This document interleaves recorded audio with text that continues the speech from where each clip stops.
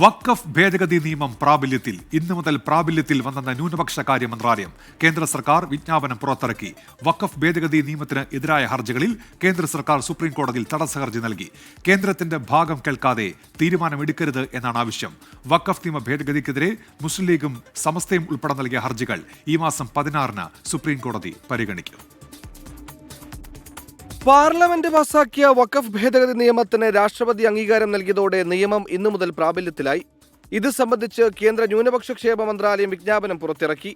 നിയമം നടപ്പാക്കുന്നതിനുള്ള ചട്ടങ്ങൾ ഉടൻ രൂപീകരിക്കുമെന്നും വിവരമുണ്ട്. വഖഫ് ഭേദഗതി നിയമത്തിനെതിരെ നിരവധി ഹർജികൾ സുപ്രീം കോടതിക്ക് മുമ്പിലേക്ക് എത്തിയതോടെ നിയമം സ്റ്റേ ചെയ്യരുതെന്നാവശ്യപ്പെടാൻ കേന്ദ്ര സർക്കാർ തീരുമാനിച്ചിട്ടുണ്ട്. ഇതിനായി കേന്ദ്ര സർക്കാർ സുപ്രീം കോടതിയിൽ തടസ്സ ഹർജി നൽകി. കേന്ദ്ര സർക്കാരിന്റെ ഭാഗം കേൾക്കാതെ തീരുമാനം കൈക്കൊള്ളരുതെന്ന് ആവശ്യപ്പെട്ടാണ് ഹർജി. വഖഫ് നിയമ ഭേദഗതിക്കെതിരായ ഹർജികളിൽ ഉടൻ വാദം കേൾക്കണമെന്ന ഹർജിക്കാരുടെ ആവശ്യം സുപ്രീം കോടതി അംഗീകരിച്ചില്ല. ഹർജികൾ ഈ മാസം 16-ന് സുപ്രീം കോടതി പരിഗണിക്കും. മുതിർന്ന അഭിഭാഷകരായ കപിൽ സിബലും മനു അഭിഷേക് സിംഗ്വിയും ഹർജികൾ ഉടൻ കേൾക്കണമെന്ന് ആവശ്യപ്പെട്ടിരുന്നു. മുസ്ലിം ലീഗും സമസ്തയും കോൺഗ്രസും ഉൾപ്പെടെ നൽകിയ 14 ഹർജികൾ കോടതിയുടെ പരിഗണനയിലുണ്ട്. നിയമ പോരാട്ടത്തിന് പുറമെ വഖഫ് നിയമ ഭേദഗതിക്കെതിരെ പ്രതിഷേധം ശക്തമാക്കാനാണ് പ്രതിപക്ഷ പാർട്ടികളുടെ തീരുമാനം. 24 ഡൽഹി.